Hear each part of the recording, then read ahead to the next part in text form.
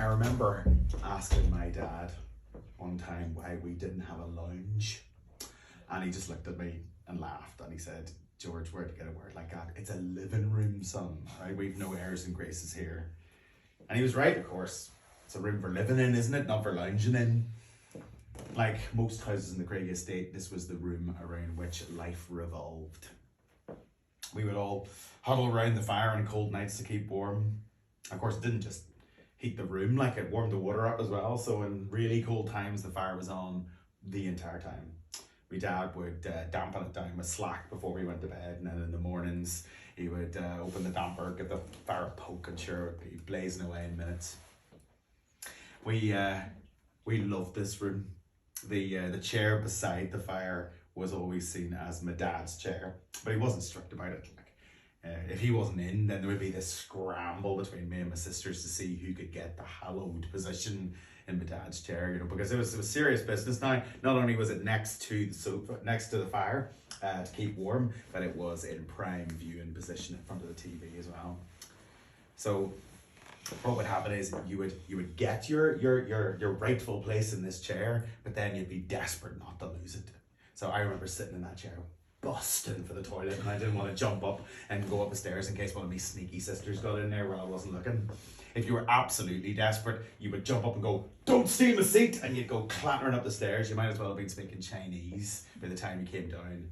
Carol or Barbara would be sitting in that chair. But now that I'm away and don't come home that often, but whenever I do, me being the blue-eyed boy, I always end up getting the hallowed position in my dad's chair, which always causes a row, but my mother, God bless her, always takes my side. Quite right too. TV in the 60s was absolutely brilliant. We had all the best shows. There was Dixon and Doc Green, Emergency Ward 10, Doctor Who, Coronation Street, what other ones? Z-Cars. Now, we were watching Z-Cars one night, and my dad said to me, "George, you know Jimmy Ellis on Z-Cars?" He says, "He's from East Belfast." I couldn't believe it. I thought, it was strange enough hearing a Northern Irish accent on the TV, but the idea that he came from East Belfast, it's absolutely brilliant. But then again, I thought to myself, that's pretty good. He said Jimmy Ellis can go from East Belfast over to London to make Z-Cars. What's to stop me from going over there and playing for Wolves or United or whatever? The best bit of TV, though, definitely in my opinion, started in 1964, Match of the Day. What a brilliant idea. You get all the best footy from the weekend and you squeeze it all together into one place so you can watch it all at once. Brilliant. Genius idea. Of course, back in the early days, we didn't have a TV of our own. Well, hardly anyone did. You couldn't afford it. The only guy in the street here that had his own TV was Mr. Harris, just a few doors up. And on match days, I would just go and casually kick the ball around outside Mr. Harris's house, And then more often than not, the door would be opened and Mr. Harris would be, "George, get in here." And I would get to sit and watch the match on the telly with Mr. Harris. Happy days. We did eventually get one of our own, and it was quite the piece of technology for the 60s, I can tell you. Though there was one incident where we, myself and my two sisters at the time, were watching the TV. My parents were both out, and suddenly the telly goes on fire, and there's black smoke firing out the back of it and everything. And my sister Carol says, "George, climb under there and switch that off." What? I said, I don't think so. And she says, "Oh, you're a big scaredy cat." And I said, "Look, I might be a big scaredy cat, but climbing under a burning TV to switch it off, catch yourself on." I wouldn't know one end of a gadget from another. I tell you, even today, I'm useless with technology. So what we did instead was we raced over the road and got a neighbour over.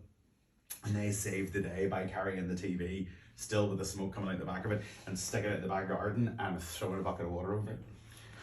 Now, I don't believe in miracles, but the fact that we weren't burned to death or electrocuted that day is a miracle enough. But even more impressive is the fact that my dad got the set fixed after all that, and it worked brilliantly for years afterwards.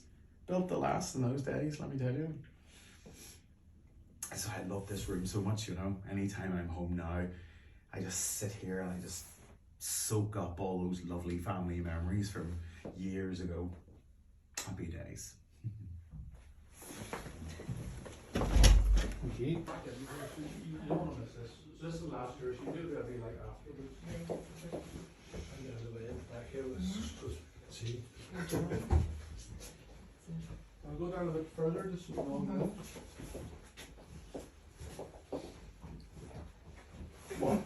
Keep going, keep going.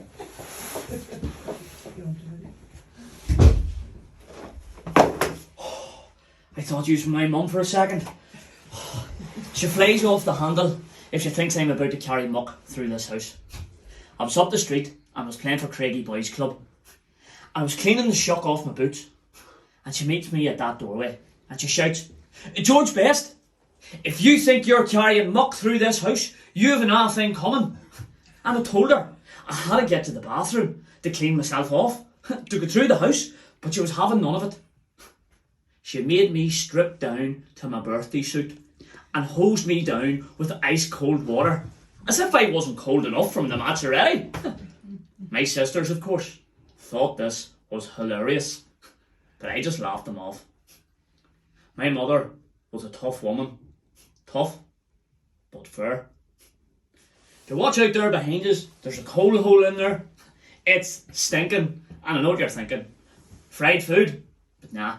Someone had told my dad that if my mum put the oil and the fat from the pots and the pans after she'd finished cooking over the top of the coal, that it would hit the firelight better. The garden out there, that's Dad's patch. He loves the garden. He's got green fingers for sure.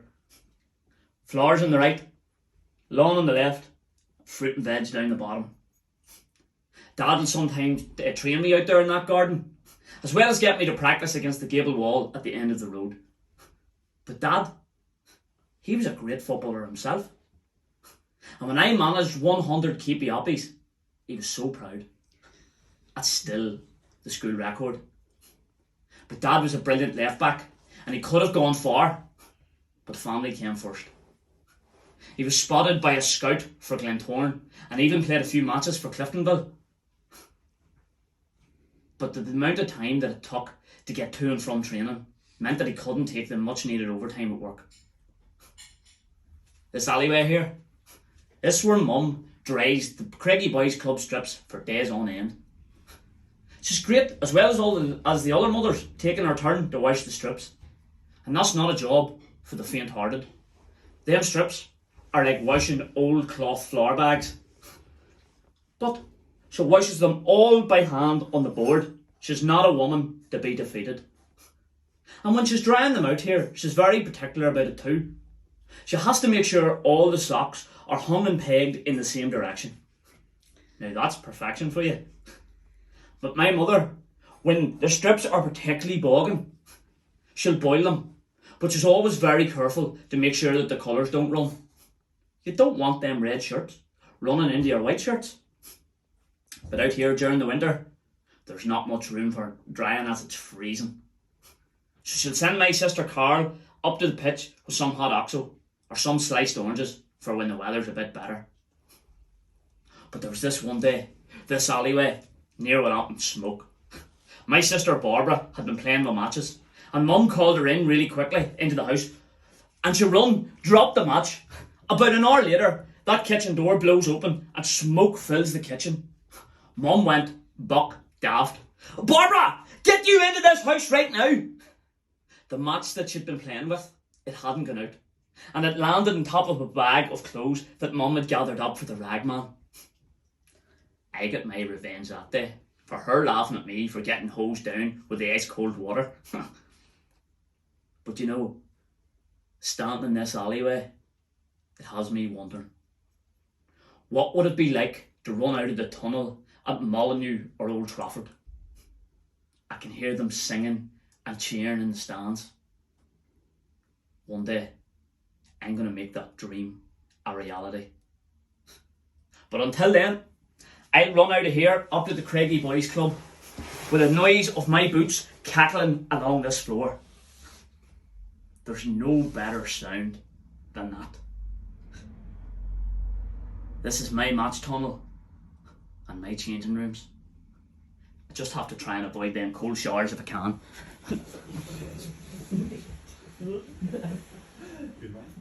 That was good. So you can see then on the side of the tunnel here. Everyone's finally gone home. Mum and Dad have just gone up to bed. We had a wee bit of a party here this evening after the match. Northern Ireland versus Russia at Windsor Park. 0-0 draw, but a good game. I was dying to get back in front of local supporters, you know. I love being in front of a crowd. I feed off it, but there's something very special about being in front of a Belfast crowd, you know. You just feel like nothing can go wrong. No. And even if something does, you make a wee mistake, sure, they'll forgive you. And you know, next time you'll do better. That's brilliant being home. I love it. We got a cab home after the match.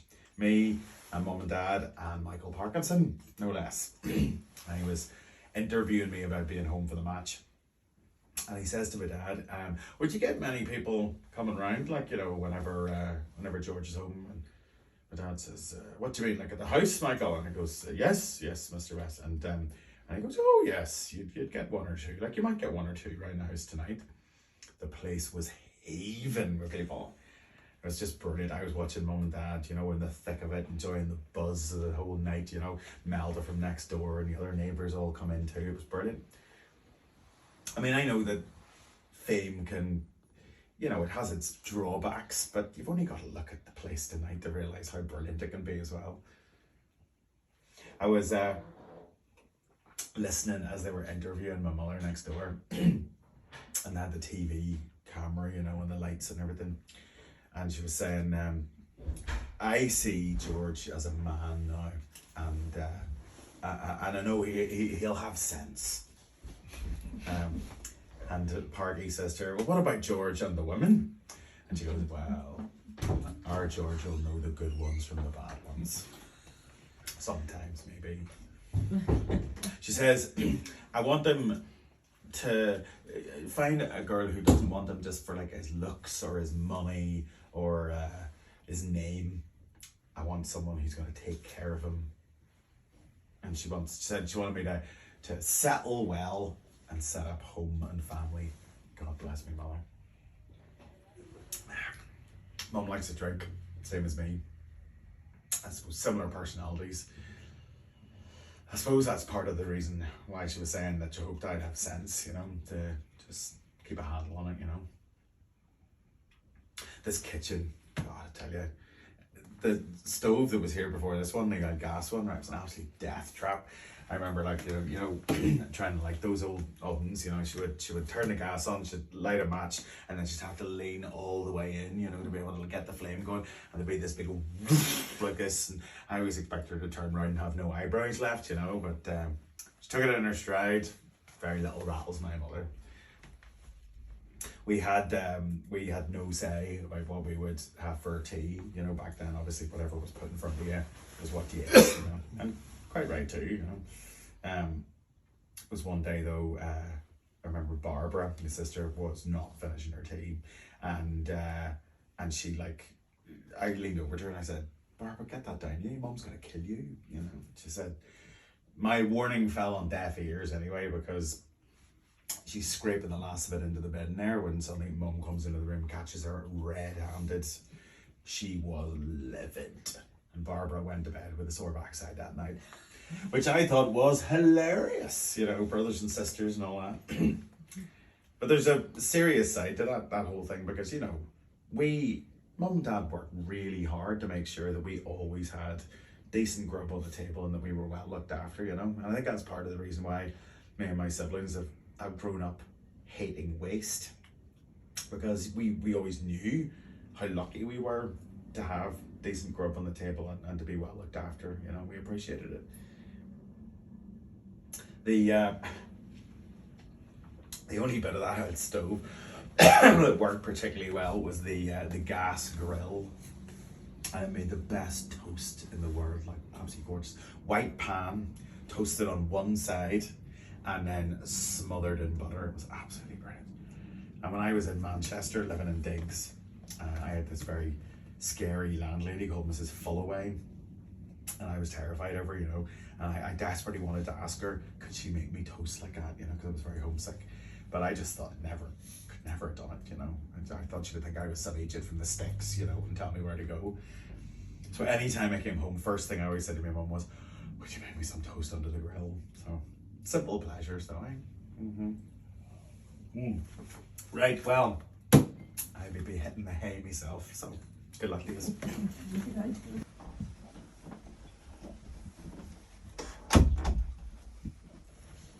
Just home from Manchester for a wee visit to see Mum and Dad. It's been a hectic few months, but brilliant. But it's mad to think that it nearly never happened at all. I've been playing up the road for Craigie Boys Club, and word had got about that I was a good player. Don Reevy had sent someone over from Leeds to have a look at me, but he said I was too small. He'll never make the grade, he said. I bet they're raging now. Bob Bishop was sent over by Matt Busby to have a look at me. Bob had his doubts too, but he set up a match between Craigie Boys Club and Boyland, his own youth side at the time, which were the best in the country. Some of his lads were 18 and over, and I was only 15 at the time. But that didn't matter. I scored twice and we won 4-2. Bob sent a telegram straight to Old Trafford. I think I found you a genius. All of a sudden, I got a 2-week trial at Man United. Not bad for a wee lad from the Craigie. I was due to travel over with Eric McMurray. Eric, he was beside himself. He was a huge Manchester United fan, so his nerves were wrecked. Me, I was more of a Wolves boy, so I guess my nerves just weren't quite as jangled. It was a disaster. From the minute we got there, the minute we stepped off the boat, there was no one there to meet us when we arrived. And when I asked the taxi driver to take us to Old Trafford, he said, which one? Which one? How was I meant to know there was a cricket ground as well? And even when we did get there, the stadium was just far too big. Everything was too big, too soon, too quick. I said to Eric back at the digs that night, mate, we need to go. So we hopped back in the boat the next morning and headed home. I thought that was that. You don't get asked back after doing a runner. But Mum and Dad, they were great about it. They never put any pressure on me at all. In fact, when I decided a couple of weeks later that I was ready to go back, they supported me the whole way.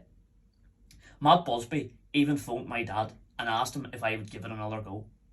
And my parents let me make the decision myself once I had time to get my head straight. I was signed for Man United as an amateur. But that meant that I had to get a real job. They got me a job with the Manchester Ship Canal Company. I was raging. I went over there to play football, not to do the filing. But it all worked out okay though.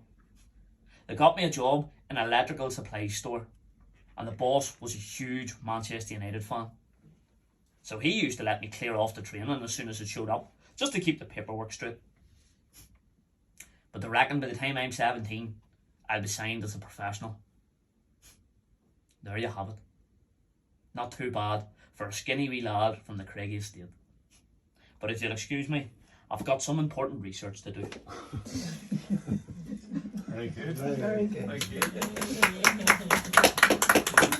Thank you.